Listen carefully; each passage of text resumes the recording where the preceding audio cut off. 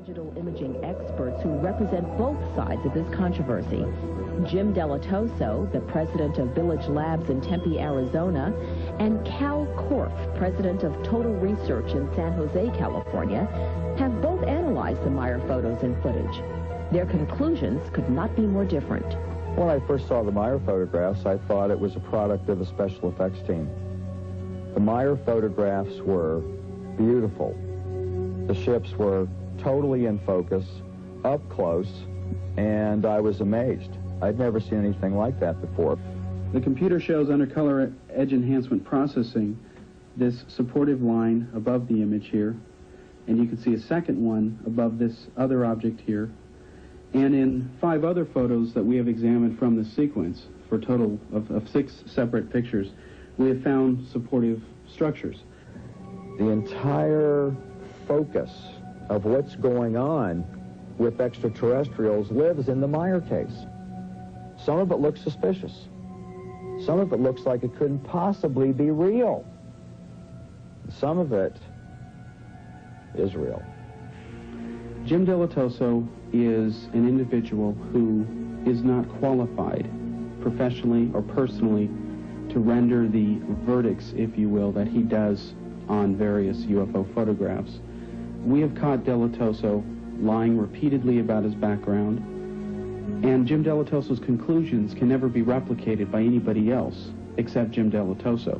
Disturbs me when he claims that I'm involved with a hoax, perpetrating a fraud, that we don't know what we're doing, that I'm getting rich off of it, because that's not what's true, and that's not what I'm about. So when I read these things, I don't like it. Joining us in studio are Jim Delatoso and Cal Korff. Jim's among the staunchest supporters of the Meier evidence. Now Cal Korff feels quite differently. Cal believes that the Meier footage is simply not credible. Cal, why do you feel that way? Well, I've been to Switzerland, unlike Mr. Delatoso, and I've examined the evidence firsthand. When you go to the actual locations where the images were taken, it is not possible for them to be framed or filmed the way that Billy Meier claims, and anyone can go there and independently check that themselves. Now, Jim, you've come up with some very different conclusions. Yes. Well, I don't agree with the fact that they can't be framed that way. What we've done is put together a team of experts going back over 15 years to examine the photographs, the hard evidence, and come up with the opinion based on scientific examination that these are real pictures.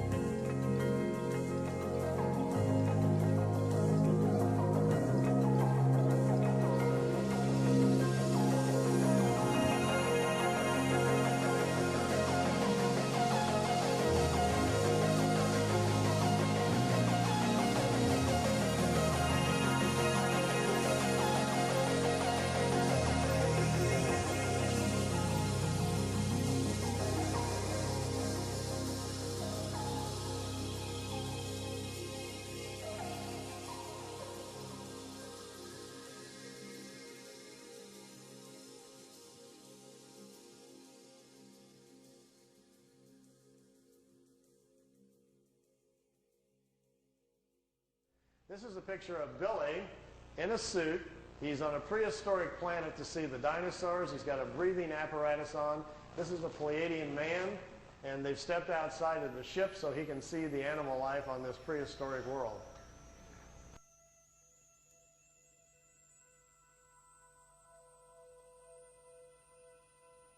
Here's the dinosaur pictures. Billy's back inside the ship, and there's a viewing screen in the craft, and he says he's taking these pictures. Here's our first dino. He's got kind of gold-brown skin, got large hind legs, short forelegs, and a head that looks kind of amphibian, like a vegetarian type.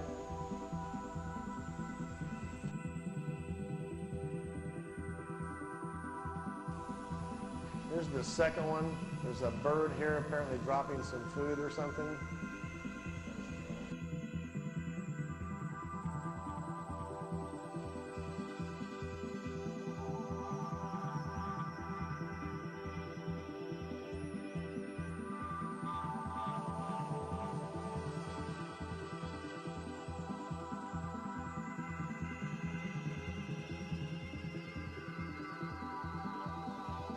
Here he's on board one of their large motherships. This is the side or the edge of a saucer that was parked inside as he was walking by it.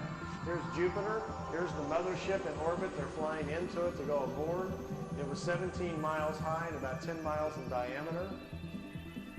He spent 3 days on it. They went to different places in our galaxy to show him around. This was the craft that was right in front of them as they were flying into it.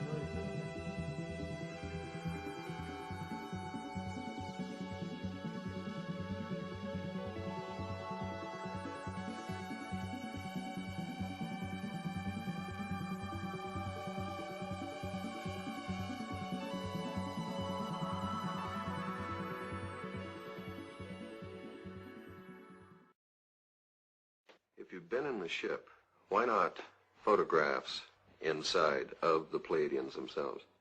It's impossible to make it because there are powers inside. They always break the film. He's taken a number of rolls of film, and when they're developed, they're usually black. If they've got anything, it's wavy lines through it. So you're So talking about... I lose it so hundred of film.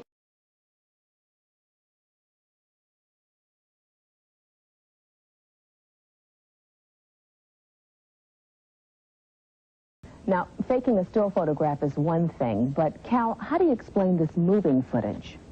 Well, the first problem is that I find it very strange in this movie that the camera never moves. Now, what are the odds of positioning your camera and having a UFO fly about? Why isn't Meier following the object? The reason he isn't following the object is because he's busy moving the model around. Secondly, this tree is the same tree that appears in the Fuchspool sequence that later conveniently disappeared.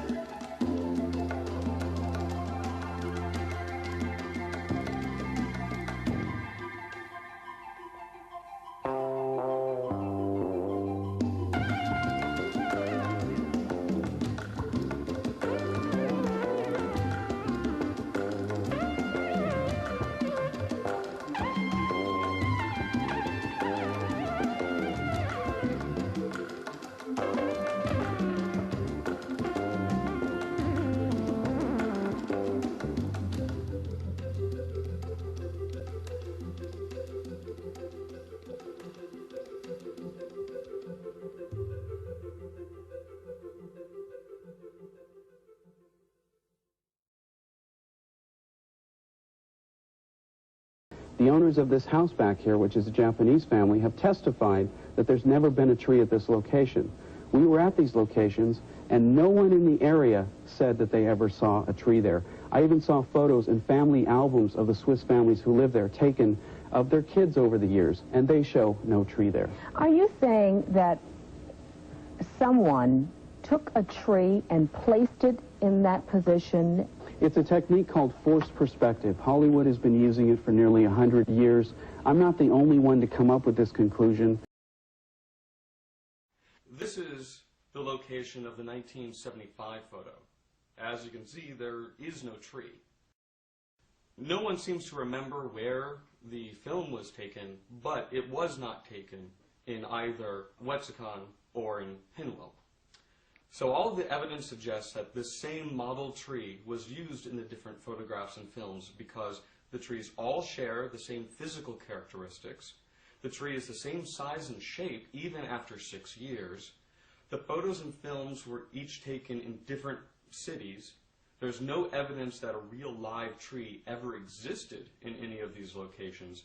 And the official explanation from Meier and his followers is that the extraterrestrials erased people's memories about the tree, but they left the photographs and the films alone.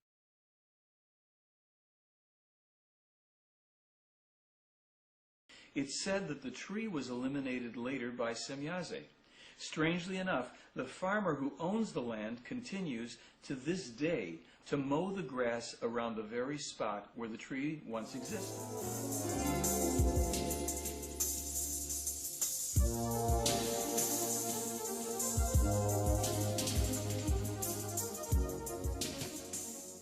This panoramic photo composite was actually provided by Figu.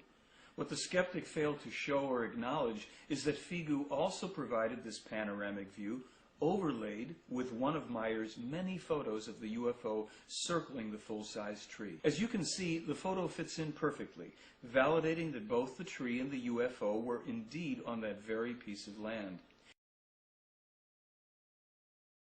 As you can see, the photo fits in perfectly, validating that both the tree and the UFO were indeed on that very piece of land.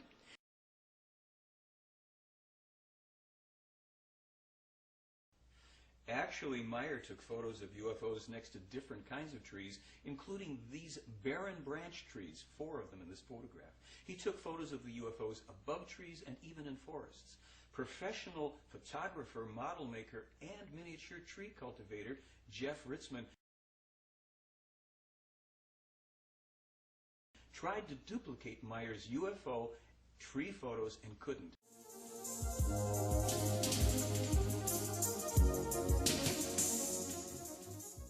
And on top of that, 6 professors of forestry looked at Meier's photos and looked at the trees, and each one determined that the trees are full-sized, mature trees and not models.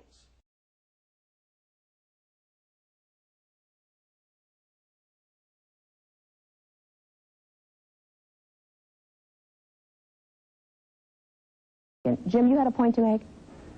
He's claiming the use of forced perspective in trick photography, and that is not the case. This is not scientific. This is an attempt to prove that the case is wrong in order to sell a book. This is wrong in UFO investigations, that a group of people who scientifically go out to analyze and to test things can be just set aside because one person claims that there is a they, that there is a group, and that they are using testing procedures that have all the right words, but it is not scientific, and he knows it. That's not true. Let me tell you what my position is, because I'm the only one who can state it. I'm a UFO researcher first and foremost. I'm after the truth. I don't care what that truth is. When I study a UFO case, I go in there without... How many other cases have you studied? Thousands, Jim. Which are they? You have not published one thing, I've had not over one 90 thing articles on other published. UFO cases. That is not true.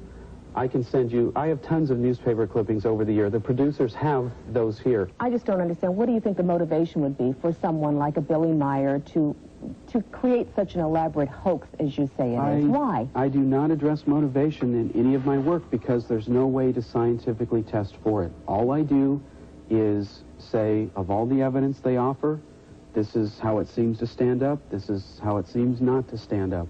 Why Billy Meier does what he does, I don't know. I can't speak for him. Only he can. Looks like we're at the beginning of many more shows about this subject. Thank you both for being with us. You're welcome.